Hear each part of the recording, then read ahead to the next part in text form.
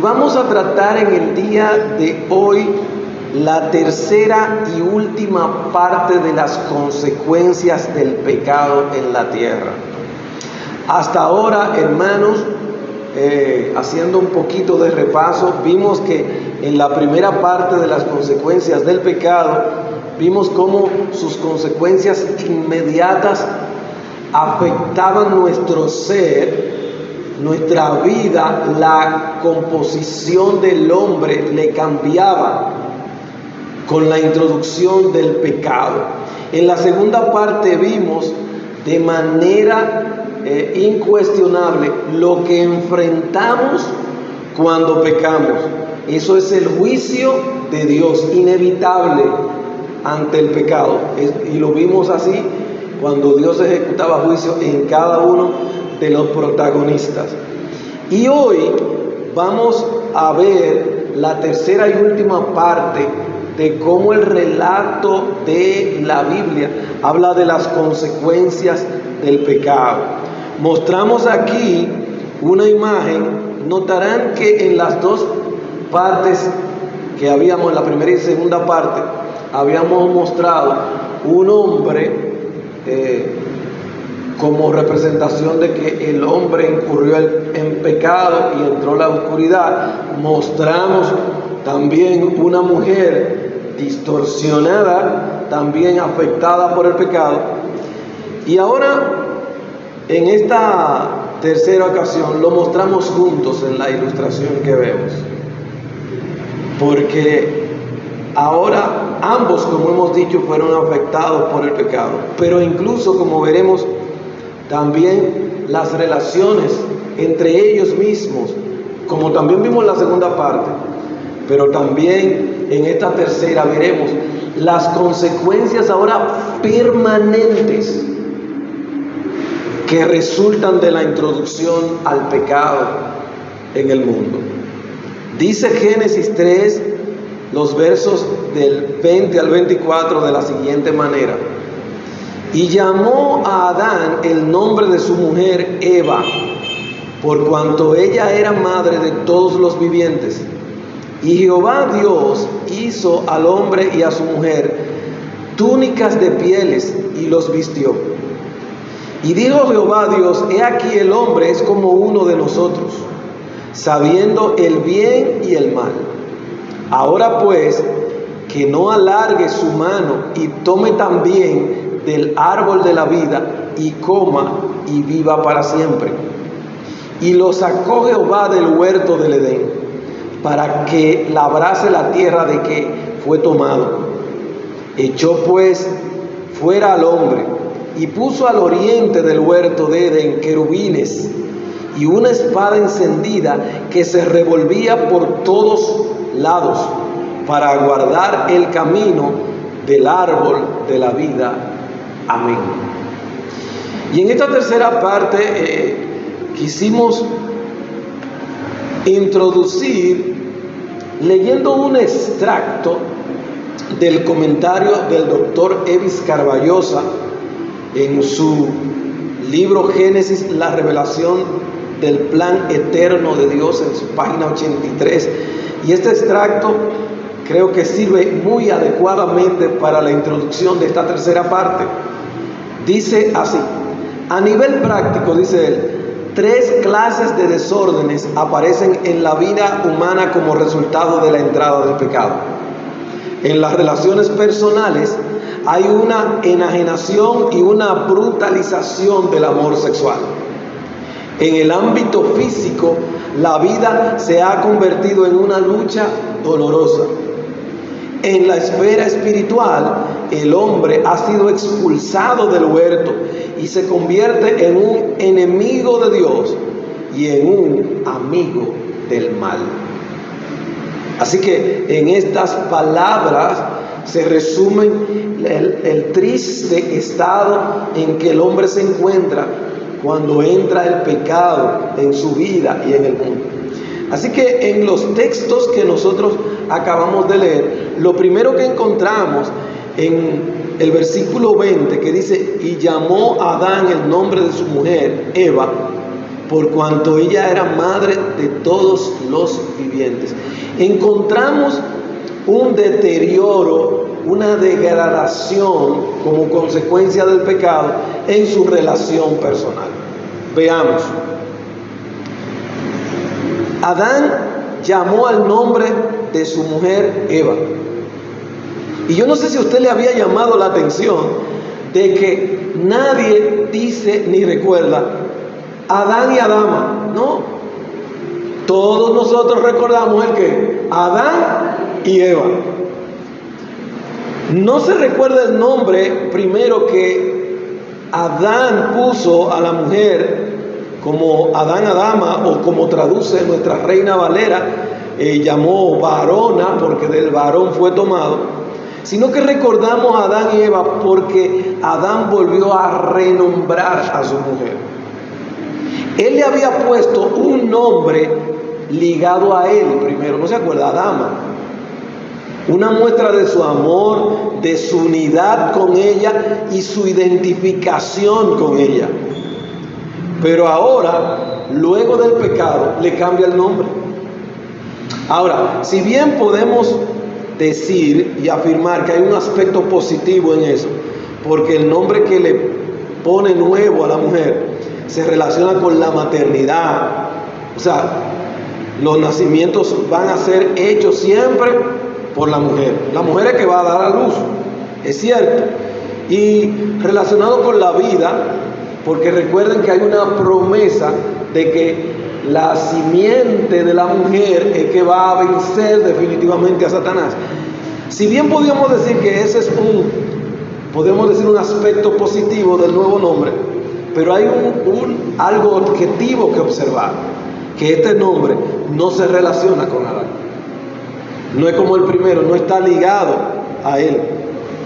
Más adelante, incluso, el Señor, en la pluma de Moisés escribiendo, va a decir que en el día que fueron creados, ellos se llamaron de una forma. Él dice, mira, ahora podemos decir, ellos se llaman Adán y Eva, pero en el principio no se llamaban así. Aunque el nombre de Adán no cambia, porque él es el que nombra. Recuerde, él es la cabeza. Y nombrar significa cuando tú tienes o ejerces autoridad sobre algo o alguien.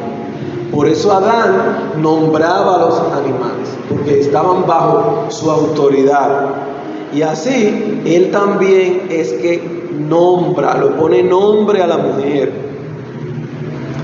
Y miren cómo al texto que me refiero es a Génesis 5:2. Dice, varón y hembra los creó y los bendijo y llamó el nombre de ellos Adán. ¿Ve? El día en que fueron creados.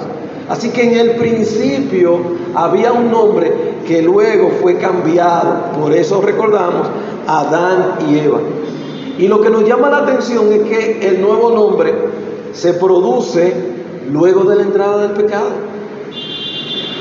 ¿Qué pasó? La dinámica de la primera pareja cambió con la entrada del pecado.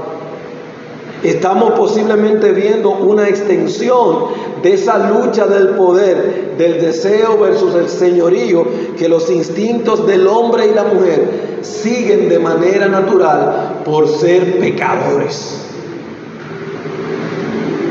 La segunda expresión, por cuanto ella era madre de todos los vivientes, es la razón del nombre explicado. Se deriva, le llaman Eva, viviente, de vida, de vivir, porque ella era madre de todos los seres humanos presentes. Todos habían procedido de ella, incluso las mujeres que habían nacido y que darían a luz, aún ellas habían salido de Eva. Este nuevo nombre no está ligado a Adán, sino a sus hijos, a los hijos de ella, a su descendencia. Sin embargo, el Evangelio, gloria a Dios por el Evangelio, por su palabra, busca un restablecimiento del orden de las relaciones. Las relaciones tensas que se producen entre dos personas que son pecadores unidas en matrimonio, busca el Evangelio la sanidad, el equilibrio, la justeza o la justicia en él, y al hombre le exhorta el amor, no el señorío.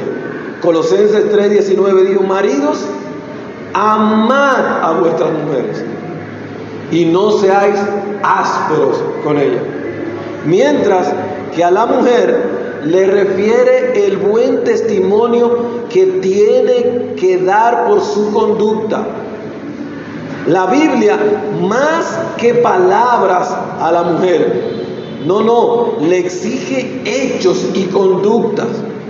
Es una restauración que quiere hacer la palabra al principio, lo que había en el huerto. En esta serie de estudios ustedes recordarán que la sentencia o las palabras que Dios le dirigió a la mujer fueron las siguientes. Le dijo: ¿qué es lo que has hecho? Conducta. Dios revela desde el inicio el énfasis que quiere en la mujer. Más que palabra, quiere conducta. Más que palabra, quiere hechos. Lo que había empeorado todo había sido la palabra, una conversación indebida con una serpiente. Ahí sí fue que comenzó todo.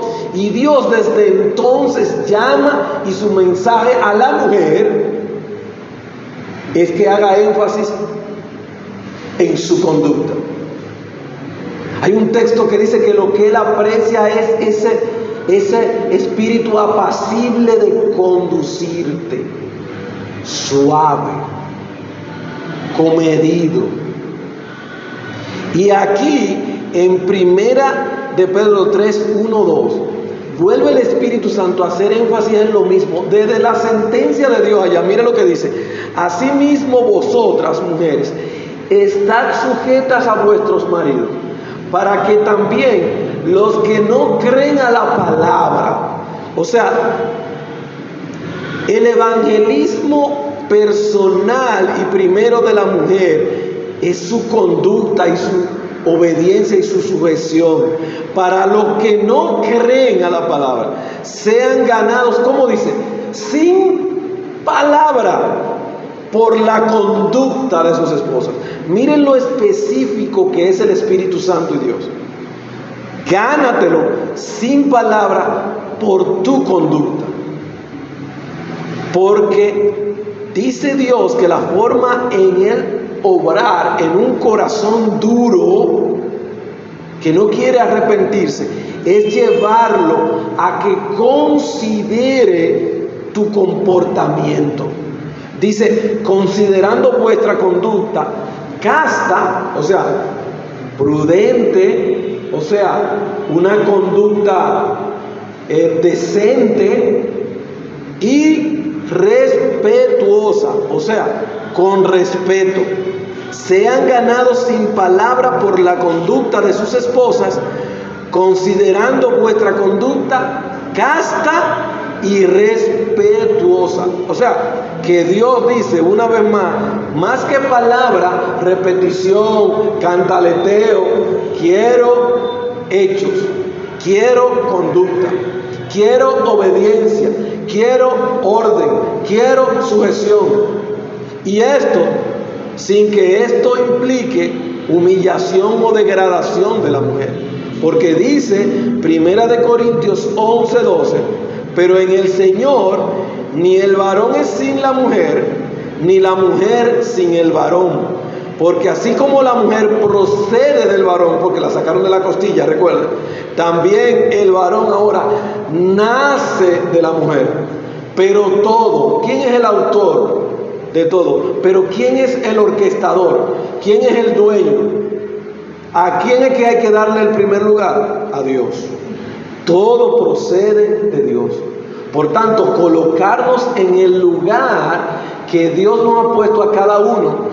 Por tanto, ejercer la función que Dios nos ha dado a cada uno. Por tanto, sujetarnos a las autoridades o la obediencia que Dios nos exige, no debemos hacerlo por el humano que vemos. No debemos hacerlo por aquel que es pecador igual que nosotros. Debemos hacerlo por Dios.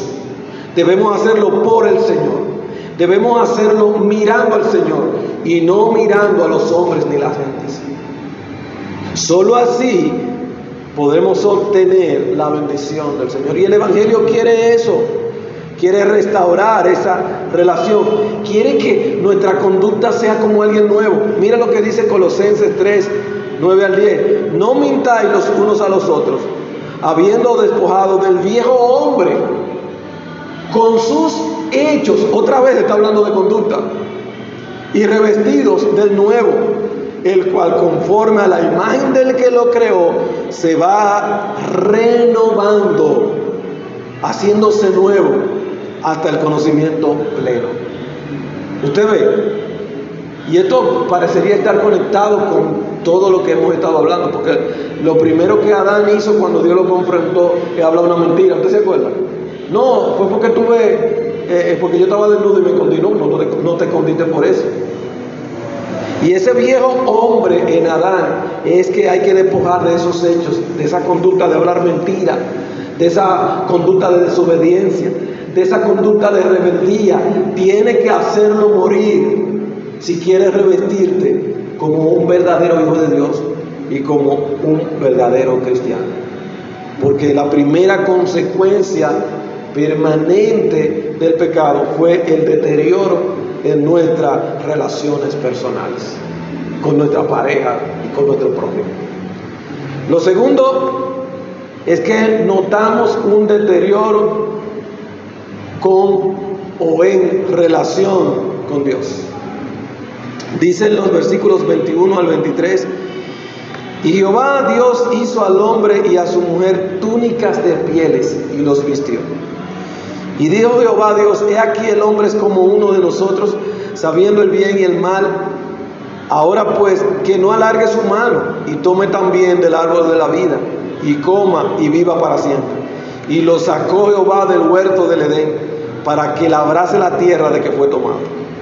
Así que vemos entonces un deterioro o una degradación de la relación del hombre con Dios, a tal punto que ahora debe ser una relación encubierta, que necesite una capa, que necesite una cubierta.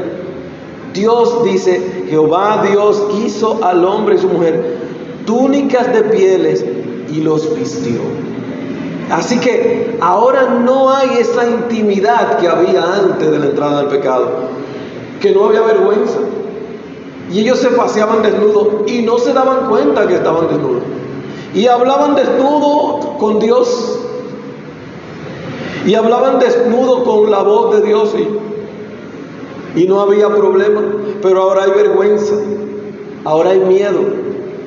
Y Dios es el que suple su desnudez. Esa necesidad. Dios en su misericordia, aún en la caída, Dios muestra su amor. Aún deteriorándose su relación el hombre con Él, el hombre alejándose, aún así Él tiene misericordia. Y nosotros quisimos resumir todo el significado en frases cortas que podíamos atribuirle a este acto de Dios de hacer túnica y vestirlos a ellos. Así que Dios suplió su desnudez para cubrir su vergüenza, pero también esto le iba a servir de abrigo fuera del huerto.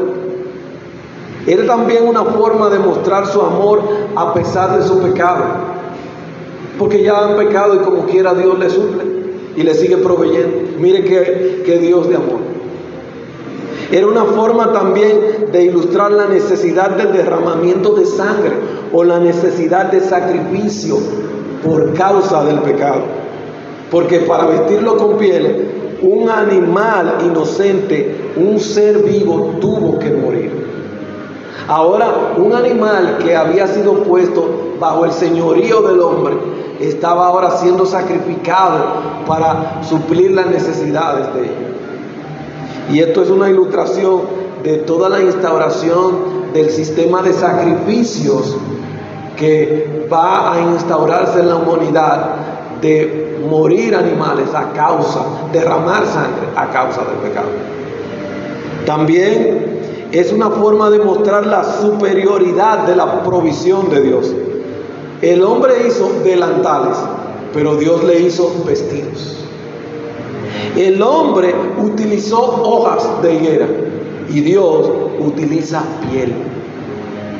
Así que es una forma también de que los intentos del hombre de solamente tal vez cubrir una sola parte de su cuerpo, insuficiente, este acto de Dios muestra su plenitud en cuanto Él suple, superior. Tú necesitas vestirte, necesitas algo más. No son los intentos de tu mente y de tu propio esfuerzo y de tu propia capacidad de que pueden cubrir tu pecado. No, son lo que yo te pueda proveer. Además, este acto podría ser para recordarle su propia muerte. La paga del pecado es, murió un animal y ahora ellos iban a morir. También, y sobre todo, último, este acto de vestirle con túnicas de pieles era para ilustrar la promesa de la vestidura definitiva que Dios proveería. Dice Gálatas 3:27 que aquellos que hemos creído en el Señor y que hemos sido sumergidos en Él, es una relación tan íntima, profunda, indivisible, que dice: de Cristo estáis revestidos. La vestidura definitiva que Dios iba a proveer, iba a hacer gracias a nuestro Señor y Salvador Jesucristo. Asimismo, que iba a ser una víctima inocente, que iba a ser sacrificado, que iba a derramar su sangre, pero esta vez no para cubrir el pecado, sino para borrarlo y eliminarlo completamente. Así que esta relación con Dios se deteriora al grado tal que necesita una rectificación. Las cosas hasta ese momento eran de una forma y Dios dice: no puede, esto no puede seguir así igual. Hay algunos ajustes que hay que hacer. Dice aquí el texto: y Jehová dijo: he aquí el hombre es como uno de nosotros, sabiendo el bien y el mal. Recuérdense, ya él conocía el mal, como habíamos hablado. Dice: ahora pues, que no alargue su mano y tome también del árbol de la vida y coma y viva para siempre. Ese estado caído y de maldición no puede ser prolongado para siempre. Debe aplicarse la corrección de Dios que Él había pronunciado. La muerte es separación. Y el hombre no puede seguir disfrutando de los mismos privilegios, de la protección, del sustento y de la vida que Dios le daba antes del pecado. Las cosas no pueden seguir igual, incluyendo la vida física permanente, porque Adán y Eva no iban a morir. La muerte no se había introducido, porque viene a causa del pecado. Y ellos tomaban del árbol de la vida y eso le prolongaba su vida. Así que no solamente degradada porque necesita ahora ser cubierta, degradada porque ahora necesita ser rectificada, sino que hay un deterioro en la relación con Dios que llega hasta la excomunión, hasta la expulsión. Dice el texto que continúa: y lo sacó Jehová del huerto del Edén para que labrase la tierra de que fue tomado. Desobedecer a Dios acarrea disciplina y castigo. En este caso, ahora las consecuencias del pecado se convierten en una ejecución de parte de Dios de lo que Él había dicho: la expulsión del hombre. El hombre fue cortado del lugar de comunión, sacado fuera. El lugar donde Dios le había provisto que fuera su hogar, oiga bien, su casa, donde estaba protegido y donde había toda provisión para que él viviese bien, a él lo sacan. Porque donde está lo sagrado y donde está la presencia de Dios, no puede morar el pecado, ni se beneficia de los beneficios espirituales de estar en comunión con Él. Lo sacan, lo expulsan del huerto y también ejecuta aquí doblemente, ¿verdad?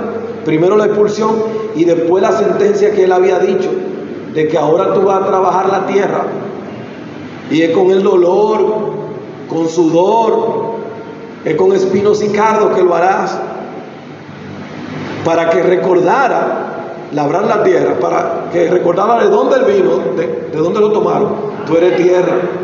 Y para que recordara también en su expulsión quién le había dado esa protección, ese huerto, quién era contra él, quien se rebeló, el creador del huerto, tu protector.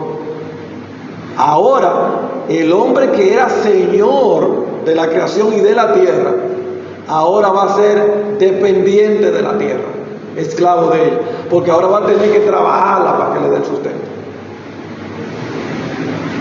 Estas son las consecuencias terribles del pecado. Sin embargo, el Evangelio también nos da esa noción de esperanza. Cuando dice Isaías 61:10, dice: en gran manera me gozaré en Jehová, mi alma se alegrará en mi Dios, porque me vistió con vestiduras de salvación, me rodeó con manto de justicia, como novio me atavió y como a novia adornada con sus joyas. Es decir, que el adorno y la belleza espiritual es provisto en Jesucristo, porque nos justifica. Ve, ahora en vez de pecador nos viste de justicia, y eso implica el que nos salva. Por eso dice, nos vistió con vestiduras de salvación.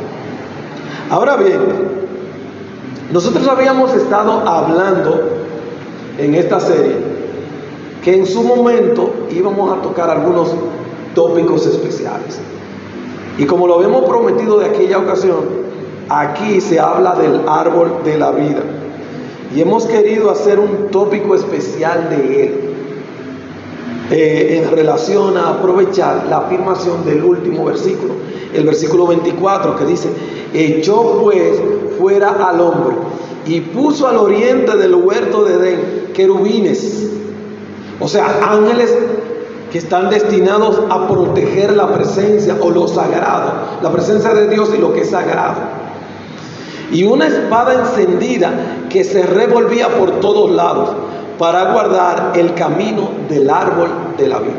Es decir, que ahora hay una espada que se mueve por todos lados, que cualquier pecador ahora, si se atreve a entrar a terreno prohibido y sagrado, va a perder la vida física, porque hay un grupo de querubines que están haciendo blandir esa espada encendida, y que el que se atreva a entrar va a morir de manera inmediata, para guardar el camino del árbol de la vida. Así que la ejecución de la expulsión devela un tema, este tema que estamos hablando del árbol de la vida. Mira, este tema es tan importante que en todos los relatos de la creación, aún los no bíblicos del Oriente, mencionan el árbol de la vida. Eso es como si la tradición oral se hubiese quedado en la mente de todos los hombres, de esta gran pérdida que sus relatos antiguos lo mencionan. Esa pérdida quedó en el dolor del hombre, perder ese árbol de la vida. Desde su primera mención notamos que el árbol de la vida es algo particular y singular.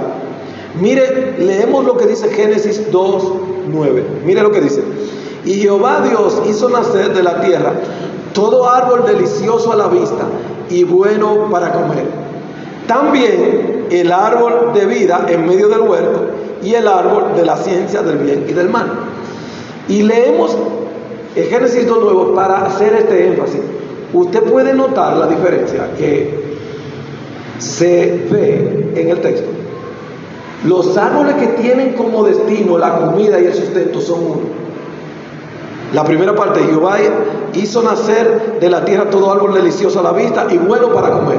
Y después entonces dice: también, usted ve que lo separa. Estos árboles no eran para comer diariamente o eran como los árboles cotidianos.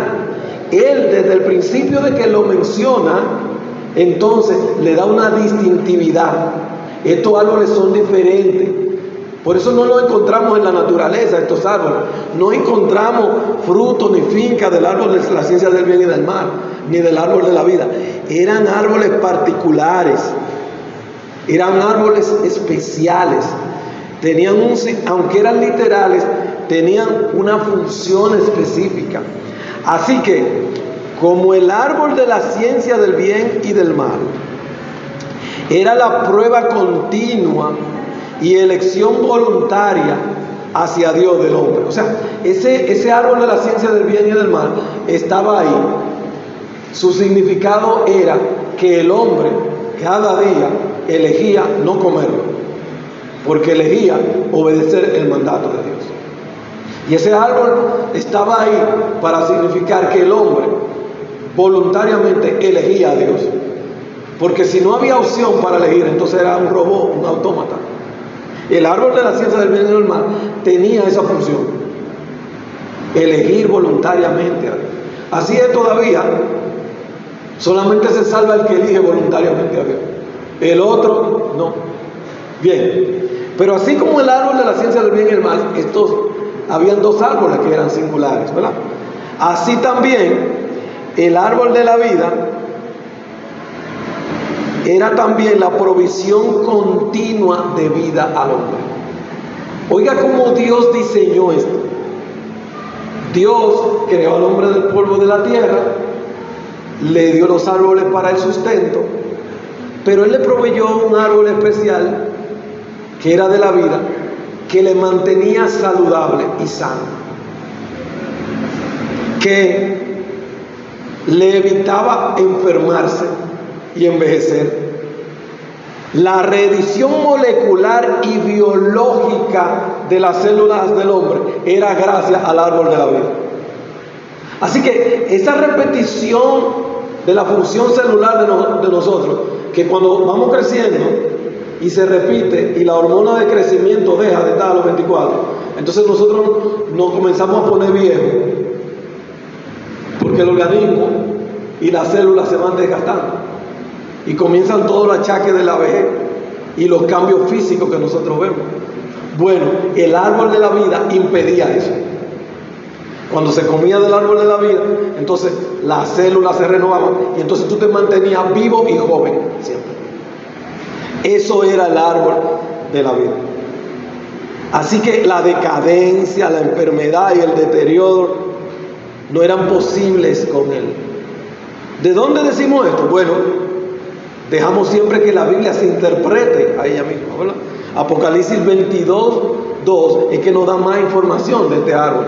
Dice: y en medio de la calle de la ciudad, y a uno y a otro lado del río, estaba el árbol de la vida, que produce 12 frutos, dando cada mes su fruto.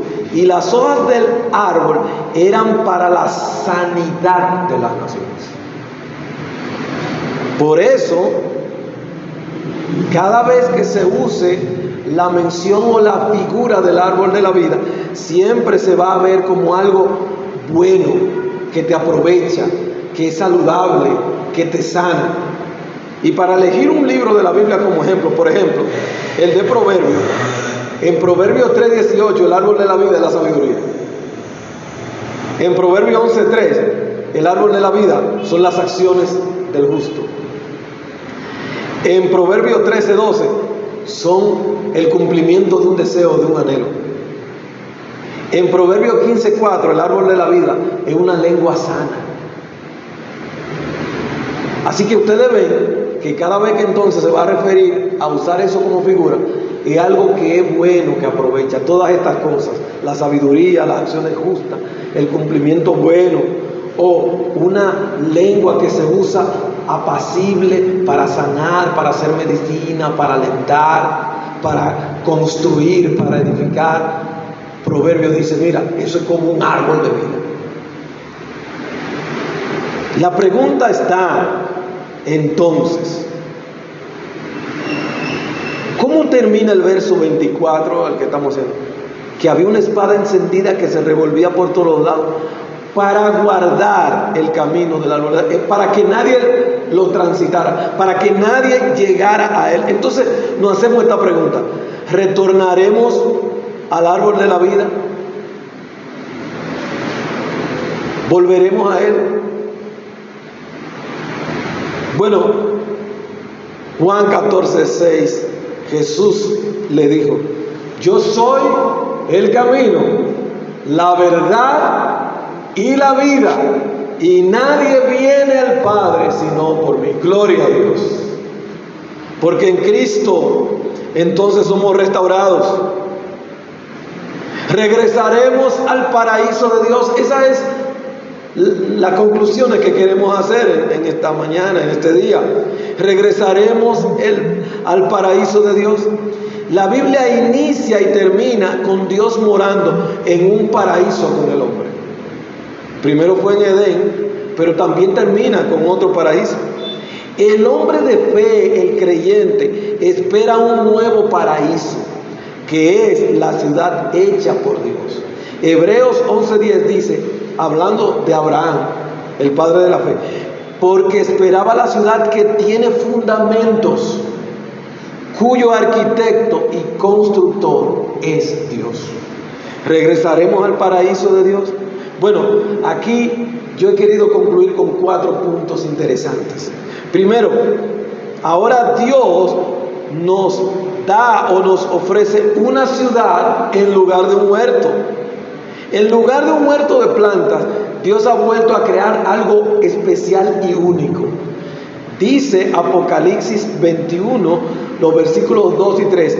Y yo, Juan, vi la santa ciudad, la nueva Jerusalén, descender del cielo de Dios, dispuesta como una esposa ataviada para su marido.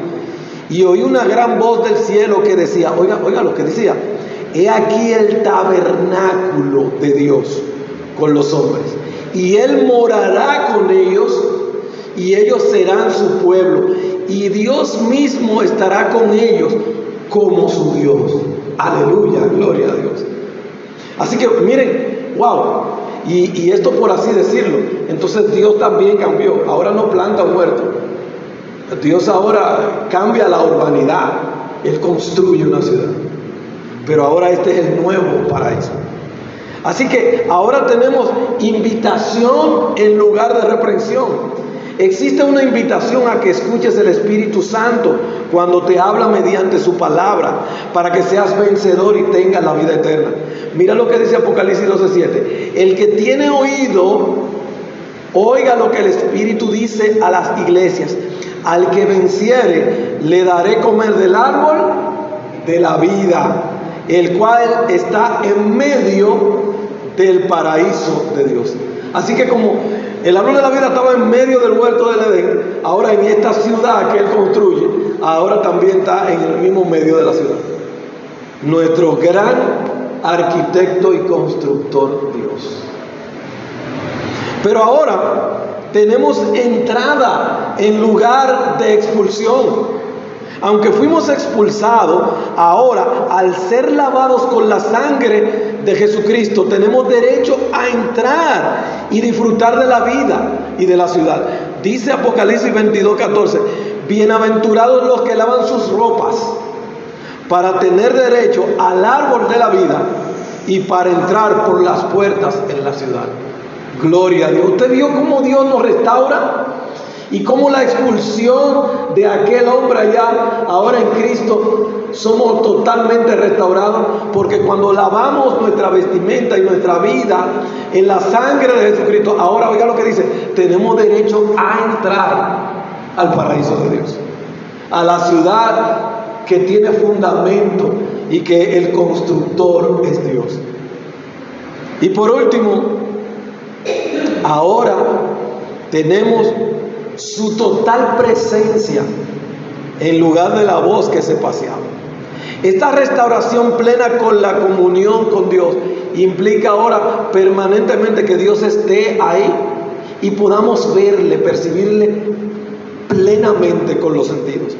Dice Apocalipsis 21, los versos 22 y 23, y no vi en ella templo. Saben que los templos son construidos como lugares de reuniones entre Dios y la presencia de Dios, entre Dios, su presencia y el hombre. Entonces por eso la gente va a los templos. Pero aquí dice que no ve templo en la ciudad, porque el Señor Dios Todopoderoso es el templo de ella y el Cordero. Y la ciudad no tiene necesidad de sol ni de luna que brillen en ella, porque la gloria de Dios la ilumina y el Cordero es su lumbrera. Gloria a Dios. Es la gloria manifestada, perceptible a la vista, a los sentidos de los redimidos, que va a iluminar ese paraíso, que va a iluminar esa ciudad. La pregunta a si regresaremos al paraíso de Dios, del que fuimos expulsados como consecuencia permanente del pecado. Sí, si vienes y eres lavado con la sangre de Jesucristo, podrás nuevamente comer del árbol de la vida y tendrás derecho a entrar al paraíso de Dios.